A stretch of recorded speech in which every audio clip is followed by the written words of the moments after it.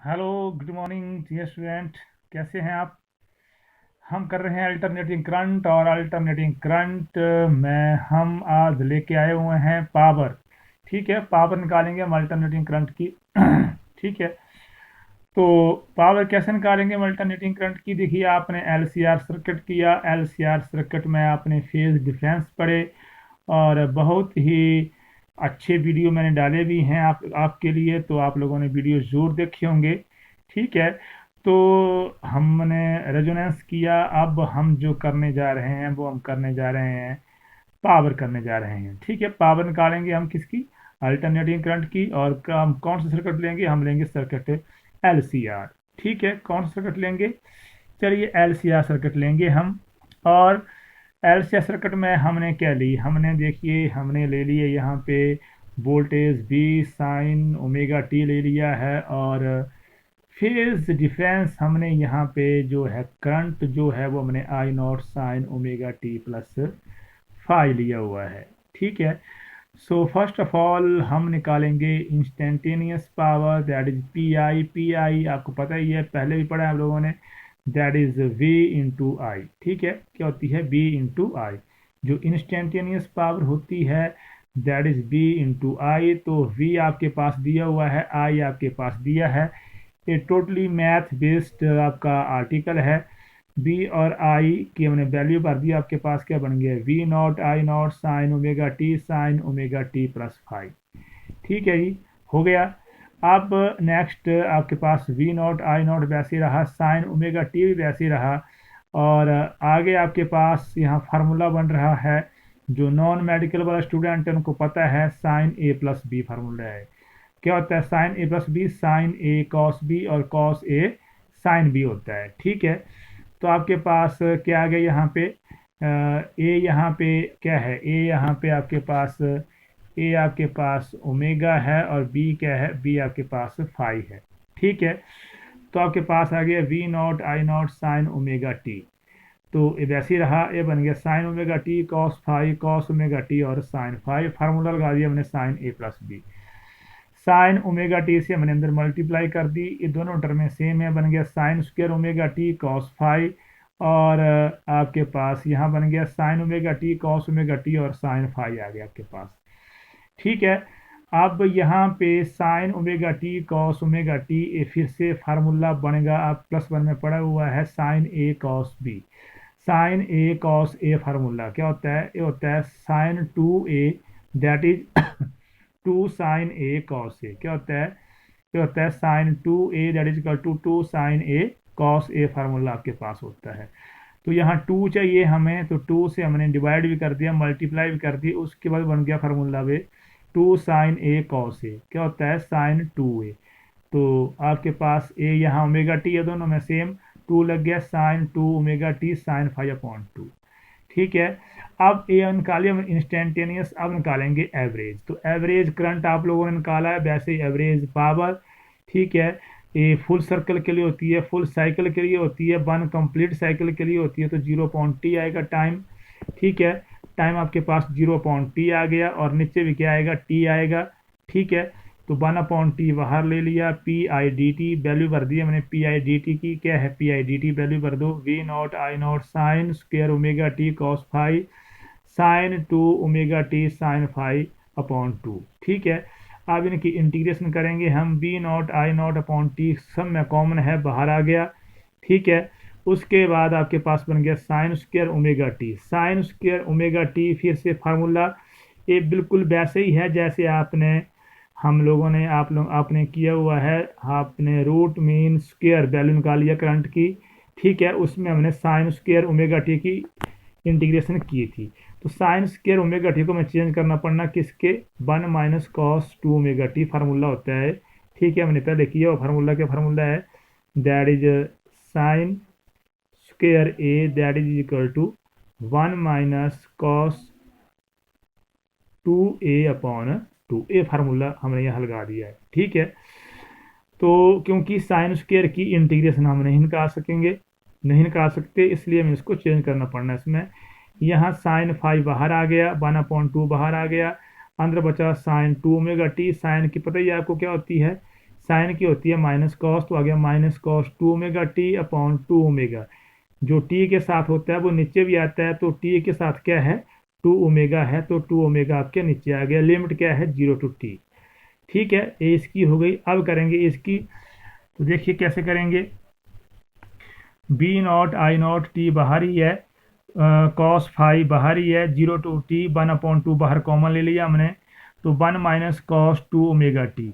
ठीक है, और यहाँ साइन फाई माइनस बाहर कॉमन आ गया तो माइनस बन गया यहाँ पे। अब 1 की होती है टी। ठीक है, 1 की क्या होती है इंटीग्रेशन टी होती है, तो साइन माइनस साइन कॉस की क्या होती है साइन, तो बन गया साइन 2ω t। टी के साथ क्या है 2ω, तो 2ω आएगा नीचे, ये आ गया 0 to t आ गया आपके पास। ठीक है, समझ गए बात। और यहाँ पे हमने लिमिट भर दी, क्या लिमिट है टी है, लिमिट भर दी हमने यहाँ पे, तो बन गया कॉस 2ω t। टी की जगह क्या आ गया कैपिटल टी आ गया अपॉन 2ω, और जीरो भर दिया हमने तो कॉस 0/2ω आ गया। ठीक है, वैसे ही हमने यहाँ भी भरनी है लिमिट, तो भर दो लिमिट, यहाँ भरी टी में टी आ गया। ठीक है, आगे यहाँ भरी, ये बन गया साइन 2ωt/2ω, माइनस आगे क्या है जीरो, जीरो भर दी तो टी के बन गया जीरो, और ये आ गया साइन 2ω 0/2ω। ठीक है, टी आपके पास यहाँ वैल्यू भर देंगे टी की। टी आपको पता ही है क्या होता है, टी इज 2π/ω होता है, तो टी की वैल्यू भर दो 2π/ω, नीचे भर दी वैल्यू मैंने t π/ω, यहाँ भी भर दी वैल्यू कॉस में, यहाँ वैल्यू भर दी कॉस में, टी की वैल्यू भर दी कॉस 2ω/2π/ω, ओमेगा से ओमेगा कैंसिल हो गया, आपके पास इस तरह से आ गया। ठीक है, तो इसको सॉल्व कर दिया है। टी आपके पास 2 साइन 4π 0 होता है, तो आपके पास लास्ट में क्या बच गया, आपके पास से बच गया V0I0/2 cos phi/2 इंटू, ठीक है, इंटू आपके पास क्या आ गया टी आपके पास आ गया यहाँ पे। ठीक है, अब आपके पास क्या बचा यहाँ पे, that is V0I0/2 into cos phi, और V0I0 को आप क्या लिख सकते हैं, क्या लिख सकते हैं V0I0 को आप, that is V0/√2 into I0/√2 आपके पास आ गया V0/√2। और ठीक है, समझिए बात। यहाँ पे देखिए, यहाँ टी बचा, ए साइन 4π बना, साइन 4π 0। ठीक है, ये 1/2ω 1/2ω बचा यहाँ पे, बाकी सारा कैंसिल हो गया। ठीक है, यहाँ पे इससे ए चला गया, यहाँ cos 2π। ठीक है, तो आपके पास cos 2π की वैल्यू आपके पास पता ही है आपको क्या होती है, तो 1/2ω माइनस 1/2ω, ए कैंसिल हो गए, टी क्या है 2π/ω है, तो यहाँ टी बचा cos phi/2 इंटू टी बचा, टी से टी क्या हो गया कैंसिल, टी यहाँ टी भी है, टी से टी क्या हो गया कैंसिल, आपके पास आया V0I0/2 cos phi आ गया। और इसको अंडरूट की में हम लिख सकते हैं, √2 इंटू √2 क्या बन जाएगा 2। अब V0/√2 आपने पढ़ा हुआ, that is the root mean square value है किसकी वोल्टेज की, और I0/√2 एक इसकी वैल्यू है, एक करंट की वैल्यू है, रूट मीन स्क्वायर वैल्यू आप लोगों ने निकाली हुई है। ठीक है, समझिए बात। यहाँ पे आपके पास टर्म आई cos phi, cos phi को हम बोलते हैं पावर फैक्टर, क्या बोलते हैं पावर फैक्टर। और पावर, एवरेज पावर कितनी आई आपके पास, याद रखें आप, एवरेज पावर दैट इज क्या वोल्टेज कौन सी, root mean square voltage into current कौन सा, रूट मीन स्क्वायर करंट आपके पास, ये आपने पढ़ा हुआ है पहले स्टार्टिंग वाले आर्टिकल में। तो cos phi को हम बोलते हैं पावर फैक्टर। ठीक है, और इसको क्या बोलते हैं हम, P को क्या बोलते हैं, दैट इज ट्रू पावर। ठीक है, एंड IRMS और BRMS is called the apparent power और वर्चुअल पावर। ठीक है, इसको हम क्या बोलते हैं दिस। तो वर्चुअल पावर आपके पास जेड क्या है, जेड के आपके पास आ गई यहाँ से BRMS/IRMS। ठीक है, and BRMS that is equal to IRMS/जेड। ठीक है, जेड आपके पास कितना आ गया, दैट इज BRMS, ठीक है, अपॉन IRMS। जो जेड है आपके पास, ठीक है, वो किसके बराबर होता है, दैट इज BRMS/IRMS। समझ आ रही है बात। और तो आपके पास क्या आ गया पावर, फिर क्या आपके पास पावर यहाँ पे आ गई फ्रॉम इक्वेशन 2 से, दैट इज IRMS/जेड। क्यों, क्योंकि BRMS किसके बराबर आ गया IRMS इंटू जेड के बराबर।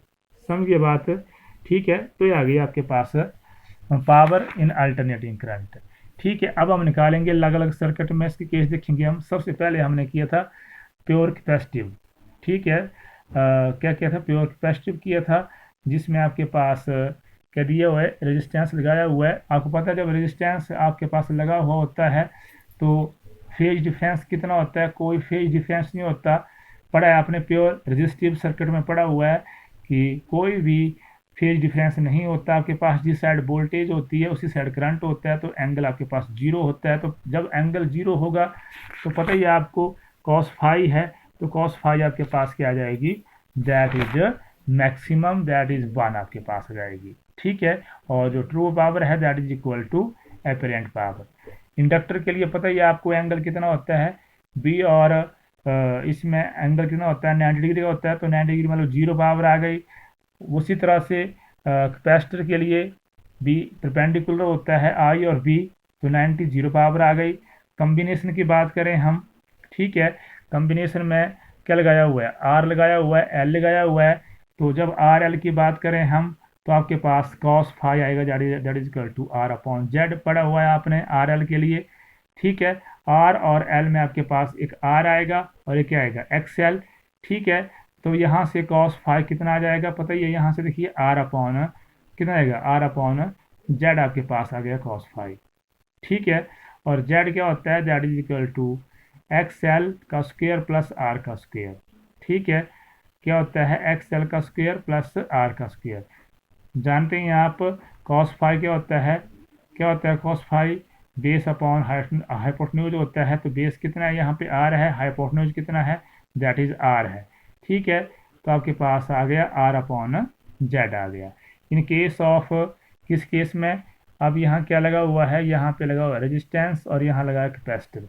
यहाँ पे फेज डिफरेंस पता ही है आपको।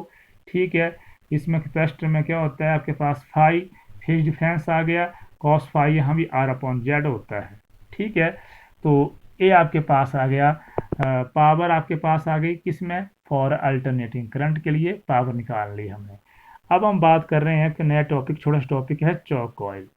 चौक कॉइल आप लोगों ने कहाँ यूज किया है, देखिए चौक कॉइल जो है वो कहाँ यूज होता है, ट्यूब में यूज होता है। ठीक है, at most places in Indian, अब पता है आपको इंडिया के मोस्ट प्लेसेज में कौन सर्किट, कौन हाउस वोल्टेज कितनी होती है, दैट इज 220 वोल्ट होती है आपके पास। अब 220 वोल्ट जो है वो सभी डिवाइस में नहीं जा सकती। ठीक है, जैसे ट्यूबलाइट है तो ट्यूबलाइट में 220 वोल्टेज अगर जाएगी तो वो ट्यूब आपकी खराब हो जाएगी।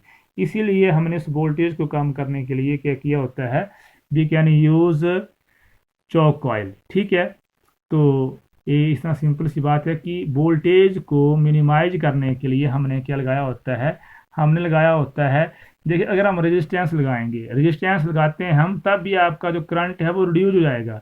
लेकिन रेजिस्टेंस पता ही है आपको, रेजिस्टेंस क्या करता है, रेजिस्टेंस में पावर बेस्ड होती है। ठीक है, इसलिए हम रेजिस्टेंस का यूज नहीं करते, हम किसका यूज करते हैं, हम यूज करते हैं इंडक्टर का, इंडक्टर का यूज करते हैं। लेकिन इंडक्टर भी क्या है आपको पता ही है, that is bones a wire, तो ऑटोमेटिकली वायर का अपना रेजिस्टेंस होता है। तो कुछ यहाँ रेजिस्टेंस यहाँ पे भी है लेकिन बिल्कुल ही कम है। ठीक है, इसलिए हम इंडक्टर में जो चौक कॉइल है उसमें हम इंडक्टर का यूज करते हैं। और इंडक्टर क्या करता है, that can be reduce the voltage, और जितनी वोल्टेज, जितना करंट उस ट्यूब को चाहिए होता है उतना करंट जो है वो उसको सप्लाई करता है। ठीक है, तो ये है चौक कॉइल।